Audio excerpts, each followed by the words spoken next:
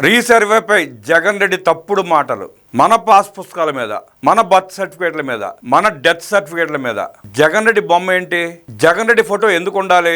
వారసత్వంగా వచ్చే ఆస్తుల హక్కుల కోసం వచ్చేదే పాస్బుక్. ఆ పాస్బుక్ మీద దిష్టి బొమ్మలాగా నీ బొమ్మ ఏంటి జగన్ రెడ్డి అని కడుపు మండే 24 ఎన్నికల్లో రైతులు, ప్రజలు ఆగ్రహావేశాలతో నిన్ను వదిలించుకున్న పరిస్థితి చూసాం. ఇప్పుడు కూడా అవే తప్పుడు మాటలు. నాడు జగన్మోహన్ రెడ్డి ఇచ్చిన పాస్ పుస్తకం ఎలా ఉందో చూడండి. ఇది జగన్ రెడ్డి ఫోటో, జగన్ రెడ్డి పార్టీ రంగులు వేసుకుని ఆనాడు ప్రజల గుండెల్లో బాగులా దింపాడు ఆ పాస్ పుస్తకాలు ఇచ్చి. నేడు కూటమి ప్రభుత్వం వచ్చిన తర్వాత రైతులకి, ప్రజలకి ఆ బాధలను విముక్తి కల్పిస్తూ రాజముద్రతో పాస్ పుస్తకాలు ఇస్తుంది కూటమి ప్రభుత్వం. రీసర్వే పేరిట నాటకాలు ఆడి ఇష్టానుసారంగా వ్యవహరించి రైతుల మధ్య గొడవలు పెంచి, లిటిగేషన్ పెంచి ఎంత అన్యాయంగా వ్యవహరించాడో చూసాం. ల్యాండ్ టైటిలింగ్ యాక్ట్ అంటే తన పరిపాలనలో ప్రభుత్వ ఆస్తులను తాకట్టు పెట్టుకున్నట్టే మళ్ళీ అధికారంలోకి వస్తే మీ భూములు మీకు కావు, మీ ఆస్తులు మీవి కావు, అవి కూడా మొత్తం తాకట్టు పెట్టిస్తున్నాడు జగన్ రెడ్డి. అదో మోసపూరితమైన చర్య.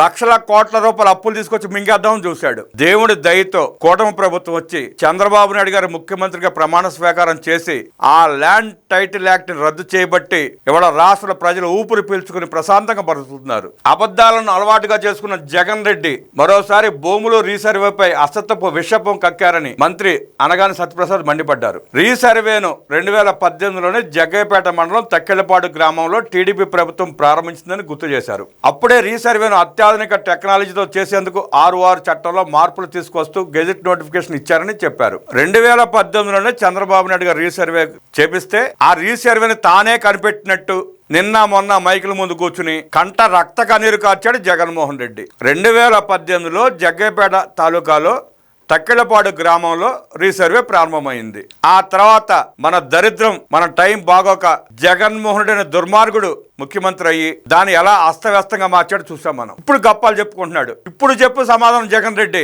2018లో తెలుగుదేశం పార్టీ మొదలుపెట్టిన రీసర్వేని నువ్వు కొనసాగించి సరిహద్దు రాళ్ల మీద నీ ఫోటోలు ముద్రించుకుని ఎలా ఆగం చేసావో చూసాం.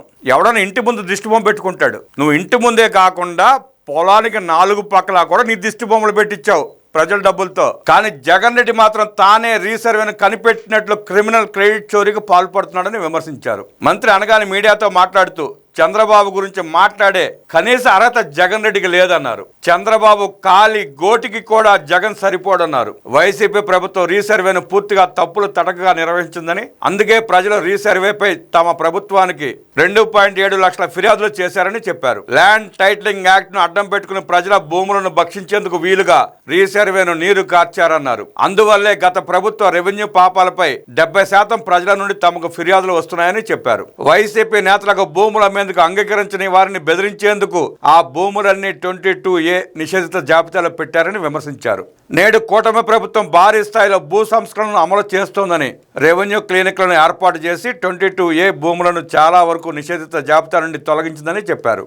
చంద్రబాబు 75 ఏళ్ల వయసులోనూ ప్రజా సంక్షేమం కోసం కష్టపడుతున్నారని, ఇప్పుడు కూడా దావోస్లో రాష్ట్రానికి పెట్టుబడులు తెచ్చేందుకు ప్రయత్నిస్తున్నారని, అది ఆయన క్రెడిట్ అని అన్నారు. గులకరాయి, కోడికత్తి, బాబాయ్, గొడ్డలి లాంటివి జగన్ రెడ్డి క్రెడిట్ అని, ఆ క్రెడిట్ తమకు అస్సలు అక్కర్లేదని మంత్రి ఎద్దేవా చేశారు. తమకు అభివృద్ధి, సంక్షేమం ముఖ్యమని, హెల్తీ, వెల్తీ, హ్యాపీ సమాజం కోసం పని చేయడమే తమ నాయకుని లక్ష్యమని మంత్రి అనగానే స్పష్టం చేశారు.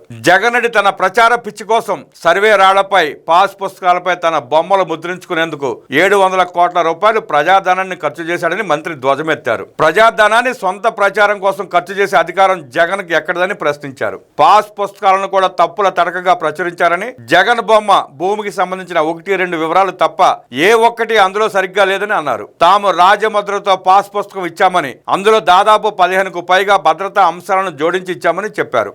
అర్బన్ ప్రాంతంలో భూముల విలువకు, రిజిస్ట్రేషన్ విలువకు మధ్య వ్యత్యాసం ఎక్కువగా ఉన్న చోట్ల రేట్ల పెంపుదలపై కసరత్తు చేస్తున్నామని, ఇంకా ఒక నిర్ణయం తీసుకోలేదని మంత్రి అనగాని సత్యప్రసాద్ తెలిపారు.